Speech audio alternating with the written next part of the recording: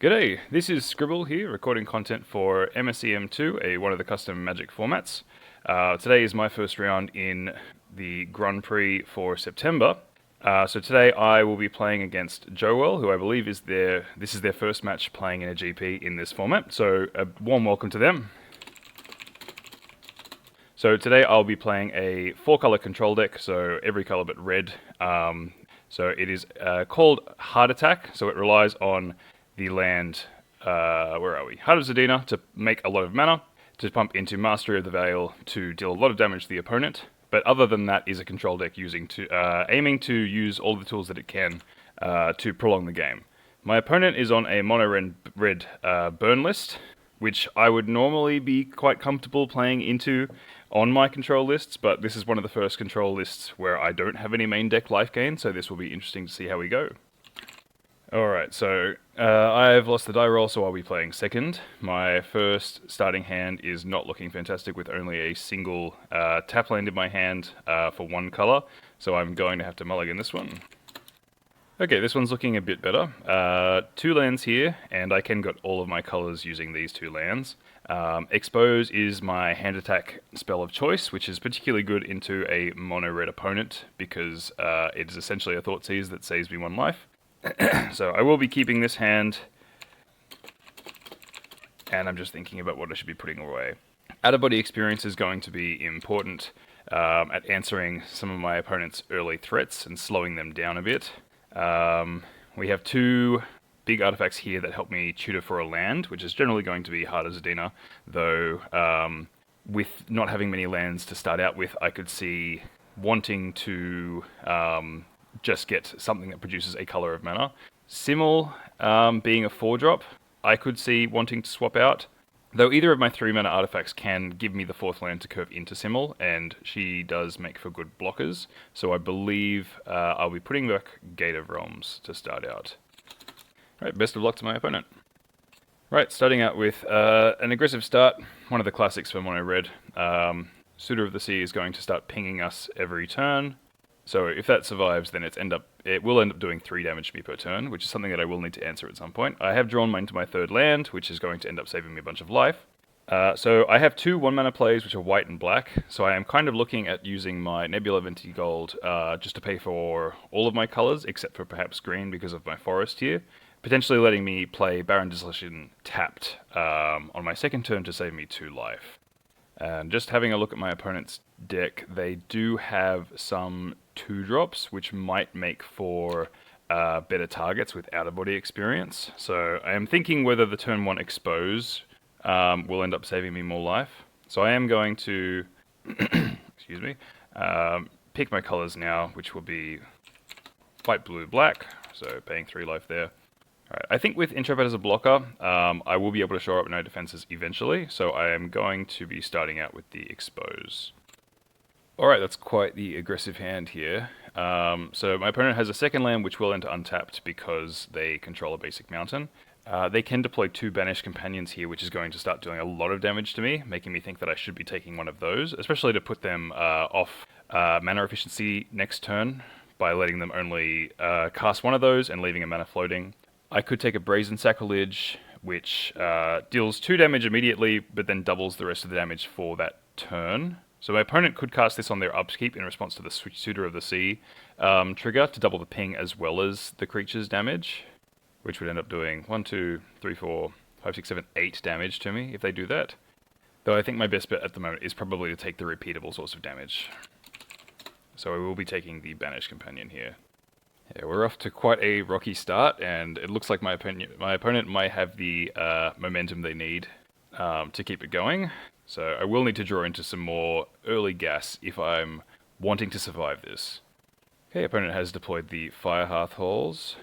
Alright, they are going for a Rikiri Dissonant, so which they've just drawn. So a 2-2 Haster for 2, which pings players whenever they cast a spell, which is particularly good against control decks I have found.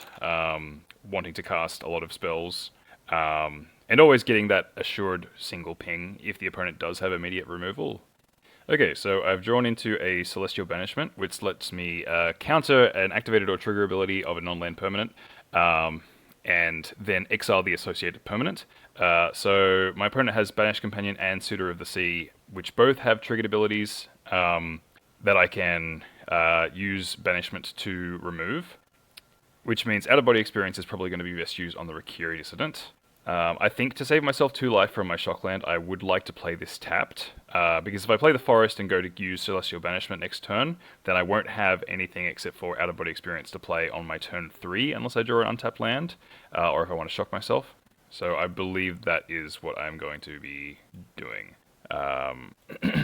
Yeah, maybe going for the turn 3 Intrepid, although possibly also just holding up Celestial Banishment, and hoping to draw into a 4th land for a Simmel.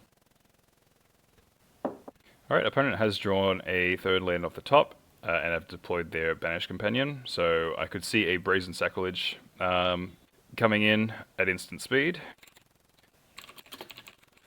Okay, so what I'm going to be doing here is, because I know my opponent is going to use Brazen Sacrilege before the damage is dealt, I am going to use out-of-body experience in response to the Banished Companion trigger, which means that if they want to use the Brazen Sacrilege, now they are going to end up doubling the damage that they deal to themselves.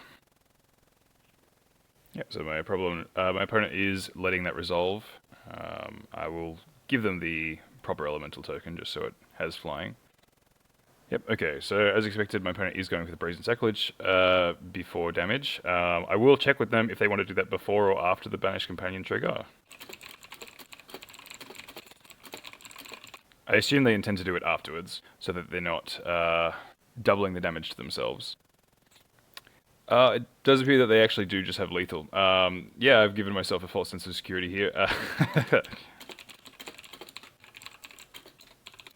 Yep, okay, so too aggressive of a start from my opponent here without enough cheap interaction and life gain.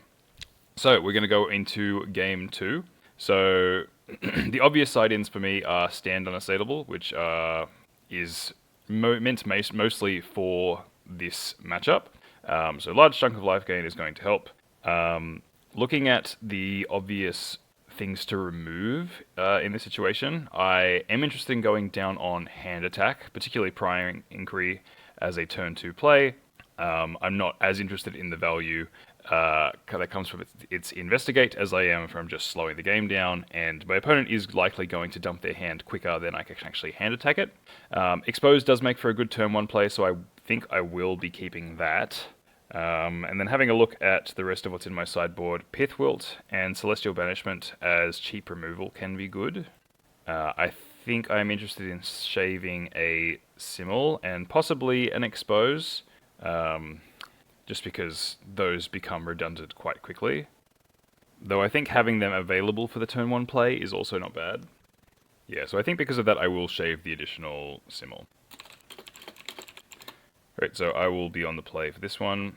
Alright, so we do have 5 lands in our starting hand here, which is a lot, but thankfully we do also have 2 1-mana removal spells, or interaction with the Cosmic Sinkhole. That will generally be good to hit their turn 1 play, and then out-of-body experience I can use a bit later just so they have 1 fewer turn to hit in with the elemental token. So my abundance of lands means I will be completely fine in terms of my colors. So I can slow roll the 2 shock fetches to not have to pay 2 life for those, but I do want to have mana open turn 1 for Cosmic Sinkhole, so I believe I will be playing the Wayfarer's Shrine here. I already have a Plains in my hand, so I'm not interested in tutoring for a Plains with the Shrine. I believe I will be going for an island regardless of whatever my opponent chooses to do. Great, so that is a creature, something that I'm much more interested in countering than a burn spell. Great, off to a much better start, I can say. Okay, so we've drawn into a Recall Forgotten Aeons. So that will be a good way for me to be able to pull ahead. Is worth thinking about whether or not I want to save mana open this turn to use out-of-body experience, because if I do play the Plains here, then I'm forced to pay 2 life for a shock fetch to cast the turn 3 Recall Forgotten Aeons. So I am considering just playing a tap land here, so that turn 3 I can play Recall, and then use the additional land drop to play the Plains, and cast out-of-body experience. I believe that is probably the correct play. Great, so I'm going to play the Mirrorgate here as the land that is forced to enter tapped. Great, so Mirror Gate will let me shut off my opponent's Fire Hearth Halls in the future.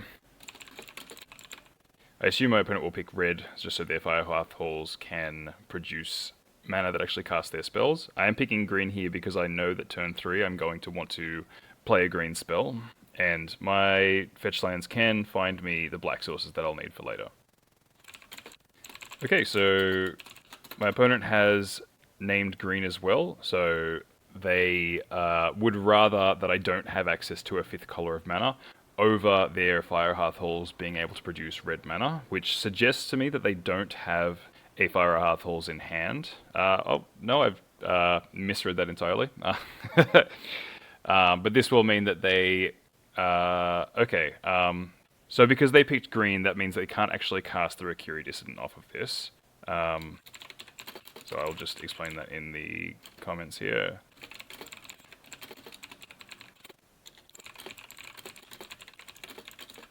Yeah, I will give my opponent the chance to change their mind if they'd prefer. Yeah, which looks like this is what they're about to do. Great. Yeah, Mirror Gate can be a confusing card without experience. So I want to give my opponent the benefit of the doubt there. Great, okay. So Rakiri Descendant does mean I am going to be a bit... I'm going to be pinged by the double up of spells here with Recall into out-of-body experience. Not drawing an untapped land does mean that I am going to have to pay 2 life to shock myself with one of the fetches, but that should be okay. And I believe I should be getting a black land here just so I have access to all of my colors. So I believe I will be getting a swamp, just so I can avoid paying life off of my pain lands. And then if I want additional double ups of mana pips for later, I can use my Barren Desolation in hand to help me out there. So I'll pay the 1 life to the Rakiri Dissident, draw 2, and I have drawn an additional plains. It's nice to have an extra land to play to the Recall Forgotten Aeons, but drawing 2 lands with the same name does mean I'm not getting as much advantage out of Heart of Zadina as I would like to once I eventually draw that. But that's an issue that we can face later on if and when we actually draw the Heart of Zadina. Okay, my opponent is going for another Rakiri Dissident, so in response, just so I don't take 2 damage from casting out-of-body experience, I will be killing their first one. Okay, so I've drawn a Master of the Veil, which it does have an Edict mode, but the Elemental token means that their Rakiri Dissident is quite insulated against that. So, besides that, I can spend my mana on out-of-body experience and expose. I would like to use out-of-body experience on my opponent's turn, just so they are also getting pinged by their Rakiri Dissident, and in case they play something bigger that is more important to hit, because this would also let me avoid the second ping that I would be taking off expose. But in order to do that, I would need to cast out-of-body experience on my turn, giving the elemental token to them now, which would mean that it doesn't have summoning sickness, so I would be taking an additional point of damage next turn anyway. So because of that, I think I'm going to lead with the expose. So my opponent still having 5 cards in hand means I am still in quite a precarious position. Okay, so my opponent seems like they've boarded in Civilization's costs, which is generally quite good against decks like mine that run a lot of non-basic lands, but because I've tutored for lands in the way that I have, it's going to be a lot less effective against me. So I think what I want to do here is nab their Suitor of the Sea as a repeatable source of damage, and then try to survive the burn spells by drawing into life gain later.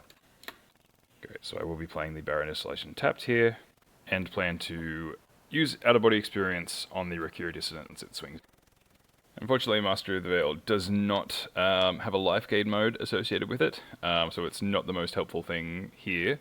Okay, seems that my opponent possibly didn't draw a 3rd land, so they may be going for double Basat Charm this turn, which would be dealing me 6 damage total, and then 8 damage with the Elemental token and the Dissident trigger, would be leaving me at 1 life, so I really do need to be drawing a life gain spell in this situation. Great, okay, I believe that's what they will be going for. Yep, so setting me to 1 here. Don't quite have enough mana to be able to recast my Recall Forgotten Aeons from the yard. Not that that would dig me into life gain that I could actually cast with enough mana left over. My opponent has drawn a third land, so possibly they want to use Civilization's cost here just to be mana efficient, rather than using the 2 Beset Charms and floating one of their 3 mana. I think either of the options is respectable, and are both going to put me in quite a difficult position anyway. Yeah, understandably, my opponent wants to take their time to make their decision here, particularly with them being new to the format and not knowing exactly what all of the cards in my deck are likely to do. Yep, looks like they will be going for the double Beset Charm route. Great, okay, so I believe with the double Civilizations cost, it really needs to be a stand unassailable or bust. So because of that, I am going to fetch on my upkeep, just to very slightly thin my deck in the hopes of drawing the stand unassailable.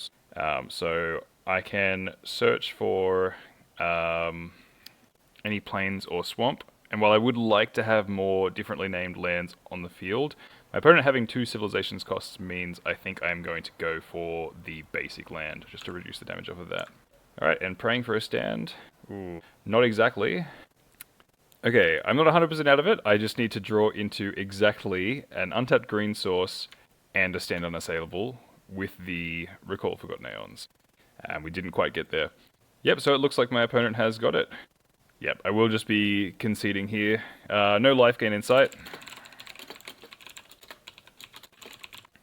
Yeah, so well played to my opponent. They were effectively able to out-aggro me, keep me off balance. Congratulations, Joewell, to your first Grand Prix match win. Very impressive. I really hope to see how well you go, and wish you all the best.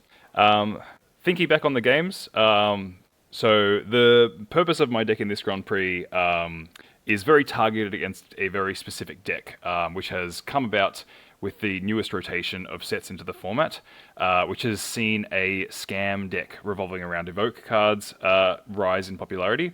So this deck is targeted at answering that deck, and has probably given up a few percentage points in other matchups to try and handle that one more specifically. Hence the lack of life gain that I would normally be running in my main deck, which has ended up punishing me here. But in the end of the day, those are just decisions that we all have to make. And while this one hasn't worked out for me, part of that is also on Joewell operating their deck very effectively. So congratulations to them. Thanks all for tuning in. I hope to be recording the rest of my matches for this Grand Prix as well, so please tune in and see how we go there. Thanks so much for joining me, and take care. See you all later.